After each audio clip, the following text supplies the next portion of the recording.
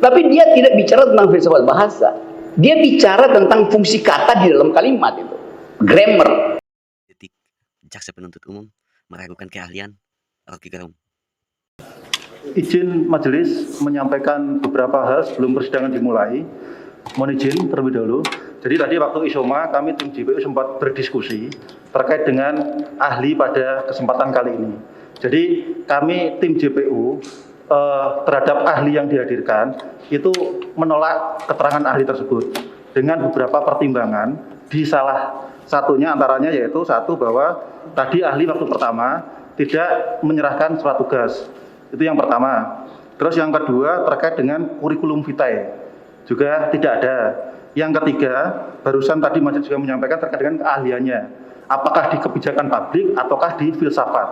Itu. Dan yang keempat, yang terakhir, bahwa ahli yang dihadirkan oleh penasihat hukum ini yang bersangkutan juga masuk dalam lembaga FNN majelis. Jadi kami juga meragukan apakah ini sebagai saksi fakta ataupun ahli, mengingat dalam FNN beliau ini juga sebagai memiliki akun YouTube di mana tertera di situ Rocky Gerung Official, seperti itu Bapak ya. Itu, terima kasih majelis. Izin yang mulia. Saya terangkan atau? Oke. Saudara ahli ini di FPN juga Dewan Pakar. Dewan Pakar di FPN. Ya, mungkin dia bisa jelaskan, Prof. Rocky. Siap.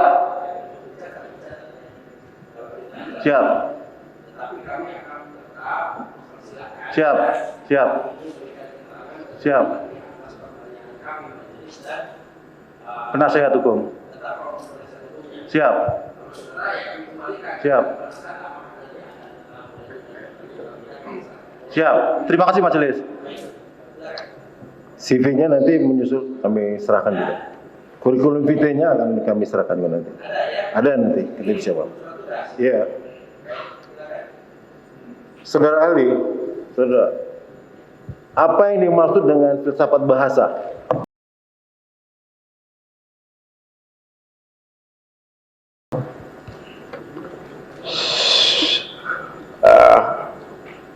Majelis Hakim. Oke. Saya mengajar filsafat, itu artinya mengajar semua jenis pengetahuan. Saya mengajar teori ilmu hukum, saya mengajar teori ilmu politik, teori ekonomi, teori sastra, juga teori bahasa itu.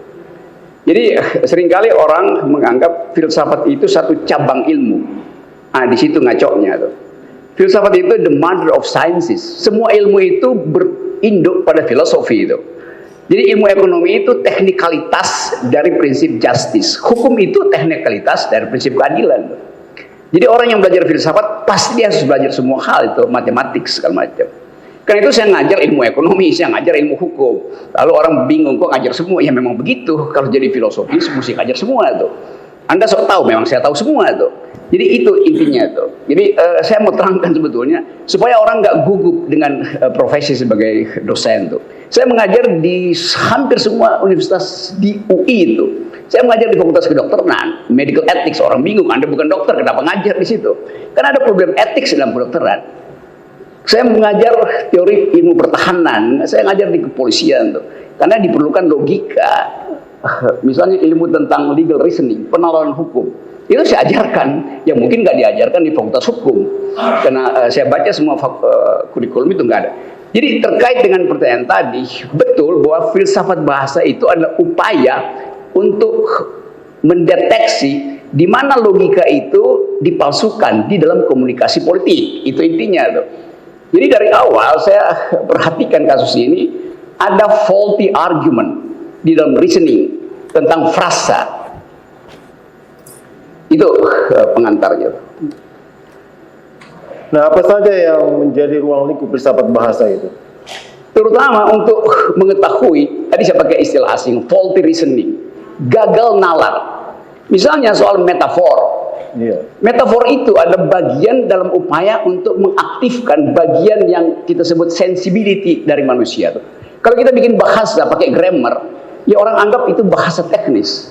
Tapi kalau ada metafor jadi indah. Kalau saya bilang misalnya penasihat hukum bibirnya manis itu metafor. Karena saya tidak pernah mengetahui apakah saya pernah cium dia sehingga saya tahu dia manis atau pahit.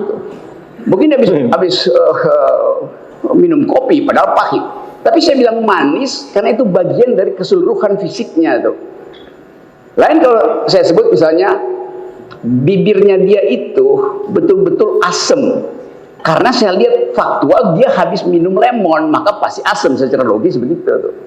Jadi itu sebetulnya, sehingga orang kadang-kala menganggap apa beda antara metafor dan yang disebut sebagai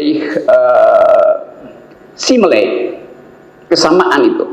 Dalam kasus yang saya baca soal Edi Mulyadi, istilah IKN itu adalah metaforik karena dia abstrak. Istilah apa tadi, jin buang anak itu lebih abstrak lagi itu. Jadi kalau saya belajar tentang legal philosophy dan filsafat bahasa, dengan mudah saya tahu bahwa nggak mungkin sesuatu yang abstrak itu dipidanakan. Kan nanti jadi konyol. Misalnya saya tanya, Jin, apakah benar Anda pernah buang anak? Itu ngaco dalam logika tuh. Jadi kita mesti anggap itu metafor, karena nggak pernah ada jin buang anak gitu. Itu tidak faktual kan, terpaksa sih sebagai peralatan bahasa tuh. Jadi misalnya kalau saya lihat ini ada berkas tebal di meja penuntut umum tuh. Ini saya bisa duga ini isinya fakta. Tetapi yang kita persoalkan bukan fakta, metafornya. Itu bedanya tuh. Jadi metafor adalah perumpamaan, bukan persamaan. Itu bedanya tuh. Kalau persamaan namanya simile tulisnya itu. Bahasa Inggrisnya kita baca dalam bahasa Indonesia simile. Kesamaan, bukan perumpamaan. Itu bedanya tuh. Nah kalau kesamaan itu ada faktanya. Kalau perumpamaan nggak ada faktanya. Itu intinya. Nanti saya mungkin terangkan lebih lanjut. Asal bagian ini dulu saya kira dipastikan. Terus